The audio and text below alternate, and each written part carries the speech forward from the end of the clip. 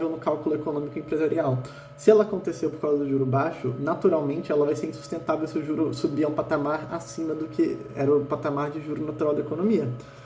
E é aí que entra o problema. Elas têm que quebrar, porque elas são inviáveis por natureza, elas são inviáveis pela proposta, elas são inviáveis pela ideia, pelo empreendimento delas em si, porque elas contavam com custos menores do que os custos naturais da economia.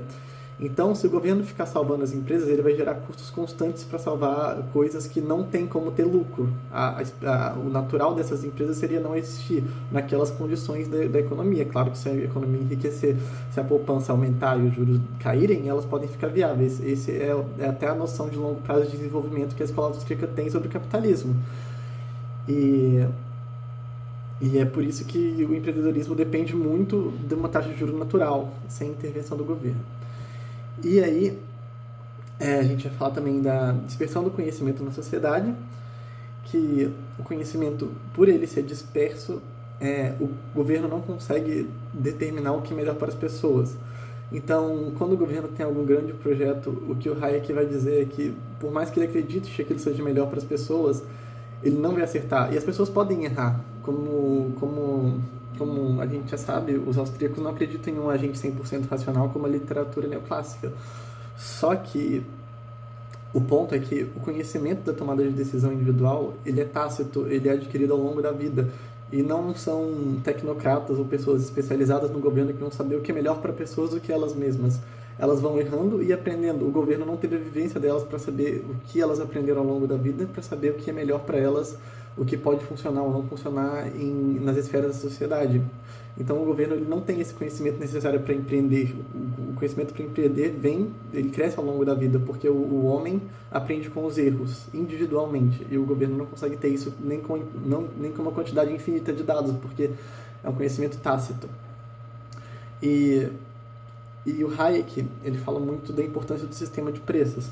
Como eu disse antes, o juro é um preço como qualquer outro, só que antes mesmo de juros ele já dava muita importância para esse preço. Na obra de 31 dele, se chama Prices in Production, ele fala muito de preços. Os preços são muito importantes porque eles refletem a escassez na economia. Então, como eu disse antes, o empreendedor ele sempre vai olhar para os preços para fazer o cálculo econômico. Ele vai ter um cálculo de custos e uma expectativa de receita. Se a expectativa de receita dele for boa, ela ainda não é suficiente, porque ele vai olhar para os custos de oportunidade. Então ele vai ver todas as formas de empreender que ele consegue imaginar, que ele consegue fazer, né? Óbvio, ele tem que ter a habilidade, a capacidade, e vai escolher entre elas a que ele tem maior expectativa de lucro. Para isso, você precisa de sistema de preços. E por essa mesma lógica, ele também é a força do argumento dele contra o planejamento central. As pessoas precisam de sistema de preços. O planejamento central não leva em consideração o sistema de preços, porque os lucros não são a atividade fim do Estado. O Estado não tem o fim de tomar lucros, ele tem o fim de servir a população, mas com base em regras arbitrárias que pessoas aleatoriamente imaginam que é o melhor para a população, e não que as pessoas vão atrás delas mesmas individualmente. E por fim, falando da impossibilidade do cálculo econômico, tem aquele problema, né? Quando você não tem propriedade privada, você não tem sistemas de preços. E sem preços relativos, você não consegue justamente estabelecer esses custos de empreender, esses custos de ser empresário. Então, você não consegue saber qual a chance do seu modelo de negócio esperado dar certo. E sem saber isso, você meio que tem que criar sua empresa. No caso, o governo tem que fazer a atividade econômica dele, já que não existem empresas, baseado em chutes. Então, a própria União Soviética usava preços internacionais, e isso é boa parte do que explica por que teve tanta escassez de alimentos, etc. Porque eles não sabiam onde gastar. Quando eles gastavam milhões em um programa espacial, às vezes faltava comida. E as pessoas valoram isso quando existe um mercado individualmente. E os valores, o mercado é justamente a ponderação desses valores.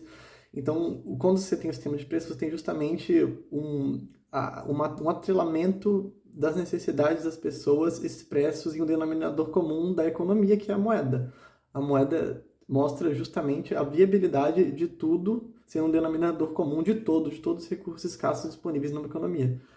Então, por esse motivo, ele e o Mises consideram o socialismo impossível mesmo teoricamente, porque sem esse sistema de preços, as coisas são feitas aleatoriamente e o mercado nunca vai chegar a um equilíbrio, ele vai estar sempre desequilibrado. E são essas as principais contribuições do Hayek.